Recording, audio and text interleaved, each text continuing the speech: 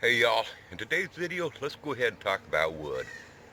But first of all, before we get to that, if you like these type of videos on wood, on projects, on builds that I'm going to be doing or builds that I am doing, go ahead and hit that subscribe button. There's going to be sawmill videos, all sorts of stuff. Might be a little bit of gardening videos, but that will mostly be on my other channel, Out 270. Um, Hit that thumbs up button. It really does help. Hit the thumbs down button. That don't hurt a thing either. Hit that subscribe button. Go ahead and share the video with people that you think that might enjoy this type of content. I want to add a quick note on in here. Today at 4 o'clock Pacific Standard Time, 7 o'clock Eastern Time, I'm going to be doing a live stream showing from start to finish cutting this log what it actually takes. So y'all check that on out. Maybe ring the bell. You might want to not want to miss it if you really want to see what it takes to run a sawmill. Let's talk about the types of wood first of all. This here is pin oak, southern pin oak that is. And this is Pacific Northwest Doug fir, red Doug fir. Let me show you a few things on this that I don't know if you can pick up, actually if it's close enough to see the grain on the wood. But this here is the heart of the wood, okay? And you can see the growth rings here and here. Now if you look real close, if you can see here, these growth rings on this side here are a lot closer together. The growth rings on this side here are a little bit further apart. You can tell the age of a tree by counting those growth rings. An easy way to do it, but not real accurate, is you can take an average space difference between the on the grain growth and multiply that fraction into the distance to the heart. That will tell you the age of the tree.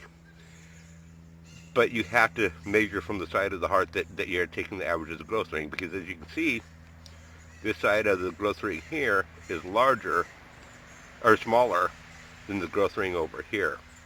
So this side of the tree was getting more water. And I do want to mention, Mike Dillon, he made a video here talking about, is it worthwhile to treat the end of your wood to protect it from shrinking. It helps it dry it from cure so you don't get the splits. And his video is absolutely right on 100%. You should do that, especially with your hardwoods. It really does help. It helps control the dry-in time to where it doesn't lose the moisture at one end real fast and it causes it to split apart.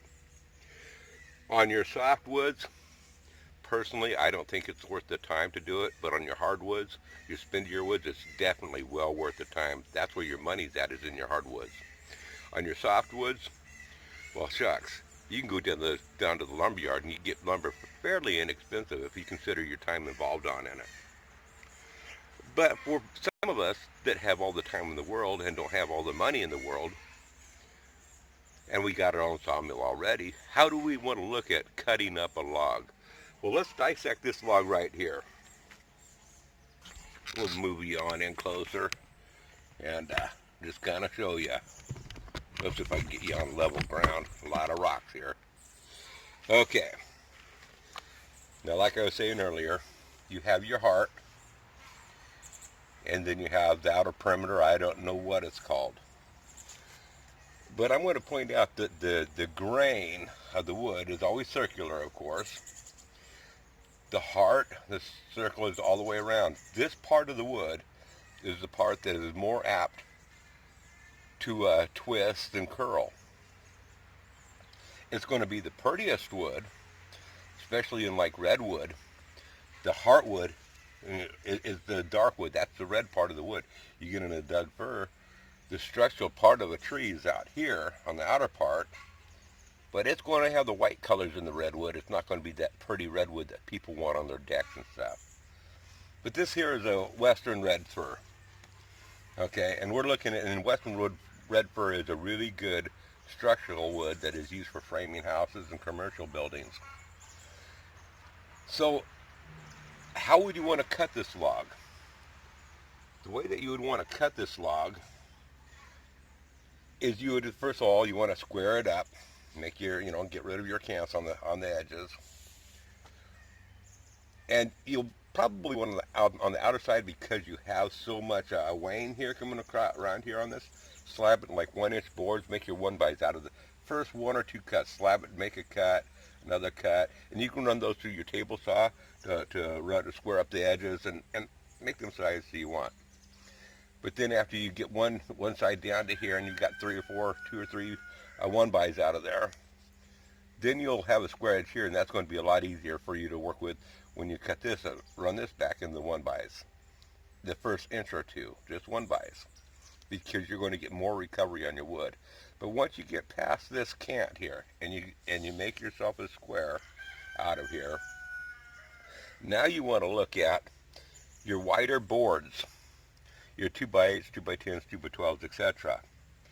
You want them to be out of this part out here, because you have a growth ring here, and your joists are going to be up this way here. So this growth ring right here that's curling this way here, you want that board to be running lengthwise like that. So it'll give you the maximum strength, so it won't have as much flex and won't break as easy. If you have your grain going, going this way, if you have your 2x12 going this way, and you put it up on edge, this grain here is going to be apt to split apart on you. So you got to look at this grain here, that you want the best structure out of it. You want the grain going the long ways of the cut and not the narrow way, or the wide way of the cut, not the narrow way. That's not necessarily true if you're doing finished cabinetry work. Or, a lot of times you want that grain to be the opposite. There's several cases you have to determine what you're cutting the wood for to make it the best scenario for you. 4x4s are generally cut out of this section right here, the heart, and that's why your 4x4 fence posts and stuff tend to curl and twist a lot.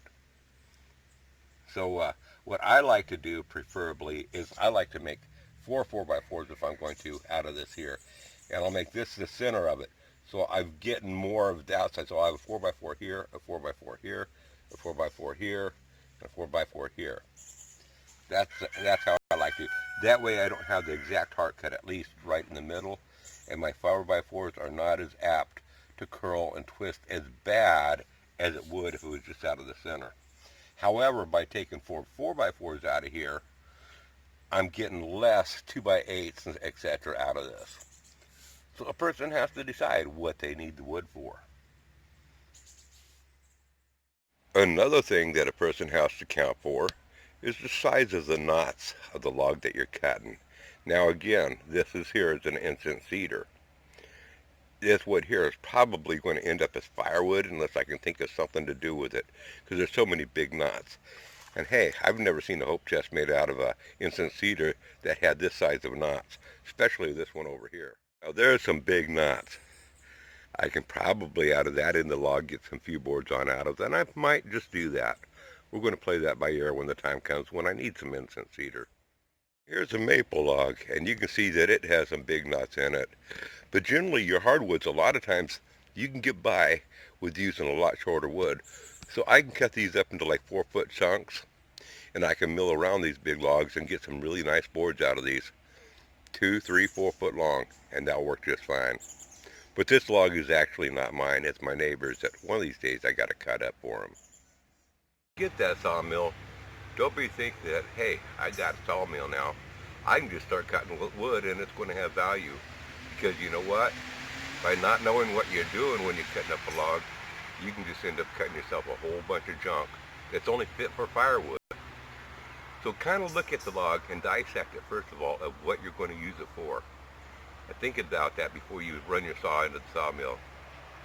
I'm not talking to the present sawmill owners. They already know all this stuff. I'm talking about you future sawmill owners, and I hope we get more of them on out there. I would love to see your videos. If you're thinking about buying a sawmill, leave something in the comment down below. Say, hey, I want to get a sawmill. I want to get one, and I want to make a video. And when you do, please post it on my channel so I can check it on out. Maybe I'll even give you a shout out. Just remember, folks, if the girls don't find you handsome like me, they can find you handy like me. And if they don't find you handy like me, well, just pray that they find you. Y'all come back now, you hear? Bye!